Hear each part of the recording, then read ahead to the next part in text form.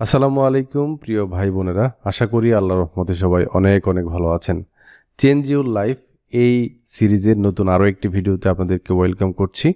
এটা আমাদের একটা প্লেলিস্ট, ভিডিও ডেসক্রিপশনে প্লেলিস্টটি পেয়ে যাবেন, অথবা আমাদের ইউটিউব চ্যানেলের প্লেলিস্ট অপশনে গেলে এই সিরিজটি পাবেন। এই সিরিজটি আপনাকে 2023 সালে ডিসিশন মেক করতে অনেক হেল্প করবে ইনশাল্লাহ। তো আমি কাজের ফাঁকে ফাঁকে ইনশাল্লাহ এই সিরিজের আরও কিছু ভিডিও অ্যাড করব। এই ভিডিওতে আমি কথা বলবো 2023 সালে আমরা যারা ফ্রিল্যান্সার আছি, নতুন ভাই বোনেরা যারা শুরু করবেন বা করছেন অলরেডি, তাদের জন্য কিছু লাইফ চেঞ্জিং টিপস থাকবে। 3 থেকে 4টা পয়েন্টে কথা বলবো। এইগুলো যদি মেনে চলেন তাহলে 2023 সালে আপনি লুজার হবেন না। তো চলুন শুরু করা যাক। এর আগে বলে নেই, যারা আমাদের চ্যানেলে নতুন বন্ধুরা আছেন, আমাদের প্রত্যেকটি আপডেট পাওয়ার জন্য সাবস্ক্রাইব করে বেল আইকনটিতে ক্লিক করে রাখবেন। তো চলুন শুরু করা যাক।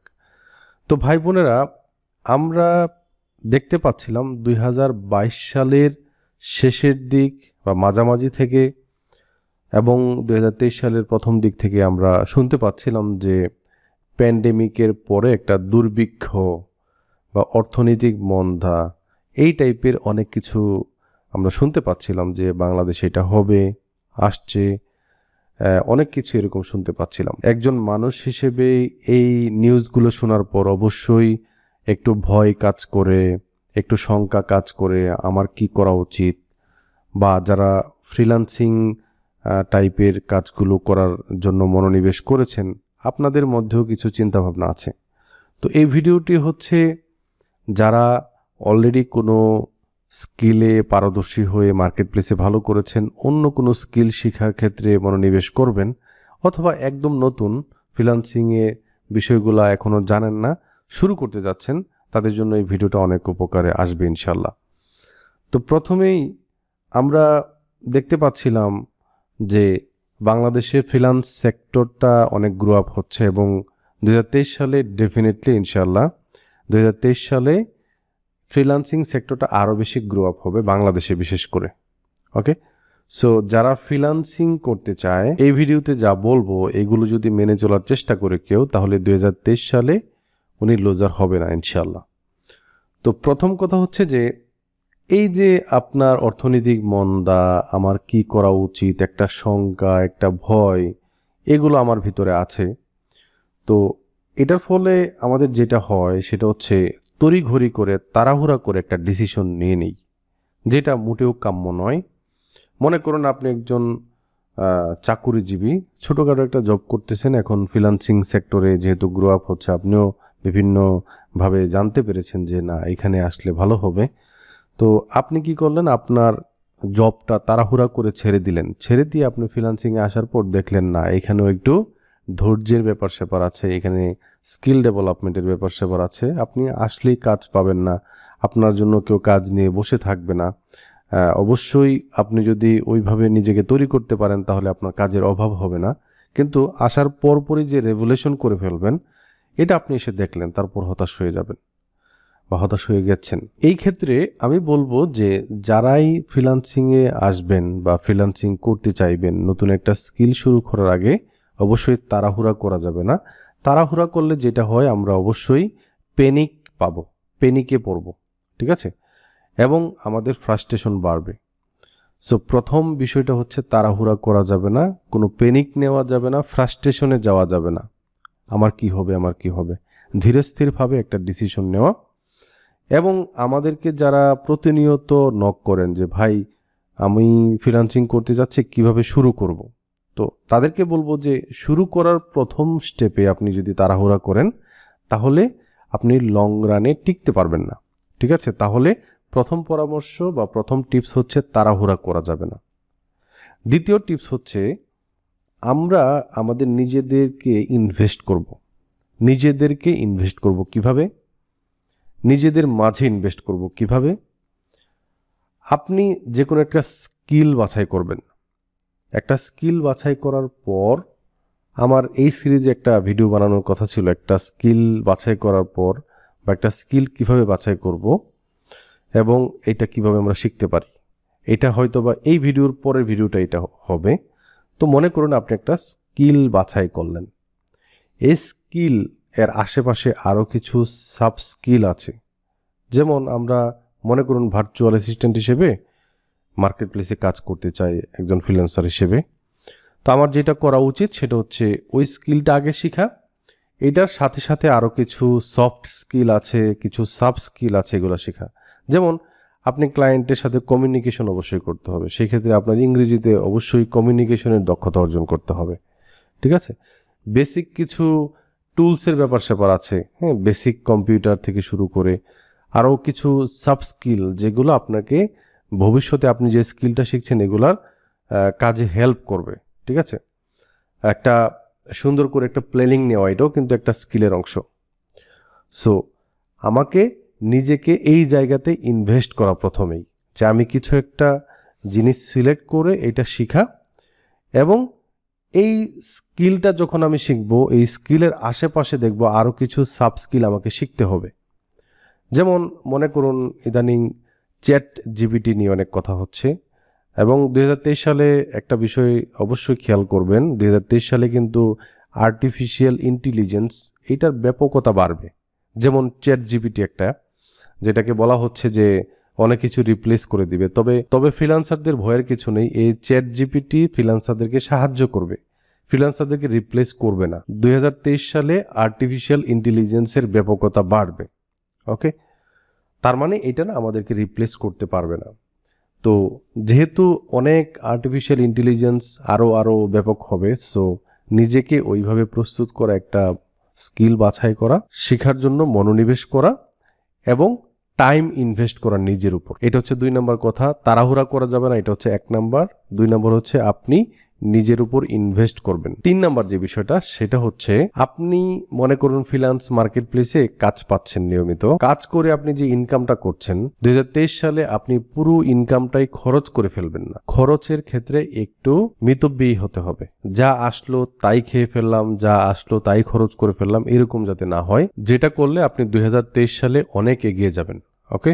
সো একটু একটু করে সেভ করা, পাশাপাশি নিজেকে ওইভাবে সময় দেওয়া, নতুন স্কিল বাছাই করা, আপনি যে স্কিলটাতে আছেন এর আশেপাশে একদম ট্র্যাক চেঞ্জ না করা, নিজেকে ওইভাবে গুছানো। পাশাপাশি যেটা করতে হবে যে আপনি যে স্কিলটাতে কাজ করছেন ওই স্কিলটাতে বা ওই টপিকটাতে আর কি পরিবর্তন হচ্ছে ওইখানে একটু মনোনিবেশ করা, একটু দেখা যে আপডেট কি হচ্ছে। আপনি যদি ঘুমিয়ে থাকেন তাহলে কিন্তু আপডেটটা দেখতে পারবেন না, ঠিক আছে। সো এইভাবে আপনার রিসার্চ করতে হবে, নিজেকে আপডেট করতে হবে। তার মানে 3 নম্বর বিষয়টা হচ্ছে আপনি যে টাকা ইনকাম করবেন 2023 সালে ফ্রিল্যান্সিং করে, এখান থেকে সেভ করবেন, এবং সেভ করলে স্ট্রেংথ বৃদ্ধি পাবে। এই যে 2023 সালে আমরা দেখতেছি যে ব্যাংক দেউলিয়া হয়ে যাবে, মানে অনেক কিছু দেখতে পাচ্ছি না। অবশ্যই অনেক দুর্নীতি হয়েছে দেশে, এটা অবশ্যই একটা বাজে অবস্থা ক্রিয়েট করেছে, কিন্তু সব ব্যাংক দেউলিয়া হয়ে যাবে এটা কিন্তু ঠিক না।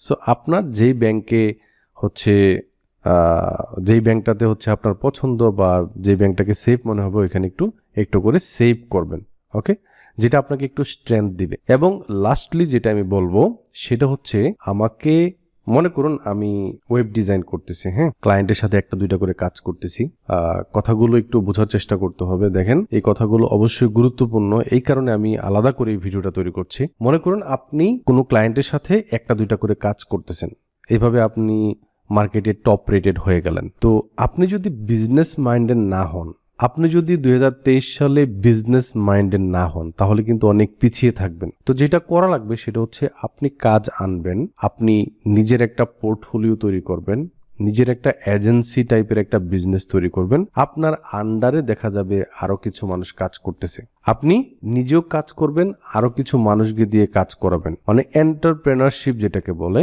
এটা নিজের মধ্যে নিয়ে আসতে হবে। নিজের মধ্যে নিয়ে আসলে দেখবেন যে এটা যদি করেন তাহলে আপনি হয়তোবা 30% এফোর্ট দিয়ে আপনি 100% যে এফোর্টটা আগে দিতেন 30% এফোর্ট দিয়ে এর থেকে বেশি ইনকাম করছেন। সো আমাদের নবী রাসূলদের মধ্যে বেশিরভাগই ব্যবসায়ী ছিল, ব্যবসায়ী। আপনি একটু লক্ষ্য করে দেখবেন যারা ব্যবসায়ী, যারা ব্যবসায়ী তারা অনেক বেশি শাইন করে। অবশ্যই এটা আল্লাহ রাসূল যেভাবে বলেছেন, ইসলাম যেভাবে বলেছে, অবশ্যই কোনো কারচুপি করা যাবে না, কোনো অনৈতিক কিছু করা যাবে না ব্যবসাতে। আপনার আন্ডারে কিছু মানুষ কাজ করতেছে, তাদের যথাযথ মর্যাদা আপনি দিলেন না, এটা যাতে না হয়। অবশ্যই যারা আপনার আন্ডারে কাজ করবে তাদেরকে ওইভাবে স্যালারি দিতে হবে, ওইভাবে সম্মান করতে হবে, তারাও যাতে নিজেরা স্বাবলম্বী হয় ওই দিকে খেয়াল রাখতে হবে। একটা জিনিস মাথায় রাখতে হবে, এই কাজ করতে গিয়ে যে আপনি অনেকগুলো মানুষকে দিয়ে কাজ করাবেন, একটা এন্টারপ্রেনারশিপ, একটা মন মানসিকতা তৈরি করে আপনি হয়তো বা একটা স্কিল শিখেছেন, ওইখানে কিছু মানুষকে অ্যাড করিয়েছেন, তারপর আরও একটা নতুন স্কিল নিয়েছেন, মানে বহুমুখী স্কিলের একটা সমন্বয় করেছেন আপনার মাঝে। এবং আপনি যে সার্ভিসটা দিবেন, মনে করেন আপনি web design, web development, graphic design, virtual assistant, email marketing, SEO, মানে সব ধরনের সার্ভিস আপনার এখান থেকে যাবে এবং আপনার আন্ডারে কিছু মানুষ আছে। তো কিছু মানুষ আছে যে ম্যানেজেরিয়াল পাওয়ার যেটা আছে ওইটা থাকে না, এটা শুরু করে তারপর দেখা যায় যে ব্যর্থ হয় এবং একটা সময় ফ্রিল্যান্সিং এই সেক্টরটা থেকে সরে যায়। সো আপনার যতটুকু ক্যাপাসিটি আছে ওইভাবে আপনি শুরু করবেন। আমি একটা কথা বলতেছি, ওইটা আপনি কোনো বিচার বিশ্লেষণ করলেন না, আপনার নেওয়ার হয়তো বা ক্যাপাসিটি নাই, আস্তে আস্তে তৈরি হবে। আপনি হয়তো বা এখনও এন্টারপ্রেনারশিপ নিজের মধ্যে আনার মতো যোগ্যতা অর্জন করেন নাই, তাহলে এর আগের যে 3টা পয়েন্ট বললাম ওই 3টা পয়েন্টে আপনি কাজ করবেন। এখনই ওই পয়েন্টে যাওয়ার দরকার নেই। যখনই মনে করবেন যে না, আমি মানুষকে চালাইতে পারবো, আমি মানুষকে ম্যানেজ করতে পারবো, আমি মানুষের আর্জেন্সিটা বুঝি, আমি বিভিন্ন মানুষ, কত ক্যাটাগরির মানুষই থাকে না, সবগুলো ক্যাটাগরির মানুষকে চিনি এবং কাজটা বের করে আনার মতো ক্ষমতা আমার মধ্যে আছে, তাহলেই কেবল আপনি ওই প্ল্যানটাতে যাবেন। ওকে, সো আমার কাছে মনে হয় যে যারা নতুন করে শুরু করবেন তাদেরকে এই বিষয়গুলোতে ভাবা উচিত। কোনো তাড়াহুড়া করা যাবে না, একটা স্কিল বাছাই করতে হবে, ওইখানে ইনভেস্ট করতে হবে, মানে সময় দিতে হবে নিজেকে স্কিলটা শেখার ক্ষেত্রে। কারণ আপনি স্কিল না শিখে যদি মার্কেটে ঝাঁপায় পড়েন তাহলে কিন্তু আপনি ঝরে যাবেন। এর পরবর্তীতে আপনি স্কিলটা শেখার পর যখন ইনকাম শুরু করবেন, ওইখান থেকে সব খরচ করা যাবে না, একটু একটু করে সেভ করতে হবে। ওকে, আমি এটা বলছি না যে আপনি খরচ করবেন না, অবশ্যই আপনি যে খরচটা করবেন এটাতে মিতব্যয়িতা থাকবে এবং যে এক্সট্রা যেই অর্থকড়ি আপনার মধ্যে থাকবে ওইটা একটু সেভ করার মন মানসিকতা রাখতে হবে। এবং ওই সেভ করার টাকা দিয়ে হয়তো বা আপনি একটা বিজনেস ওপেন করতে পারেন। অবশ্যই বিজনেস ওপেন করার আগে আপনি ওই বিজনেসের সম্পর্কে জানতে পারেন, এটা অনলাইনে হোক অফলাইনে হোক, এটা হইতে পারে। তারপর এন্টারপ্রেনারশিপ বা এন্টারপ্রেনারিয়াল মন মানসিকতা তৈরি করা, যেটার ফলে আপনি নিজেকে সমৃদ্ধ করতে পারবেন।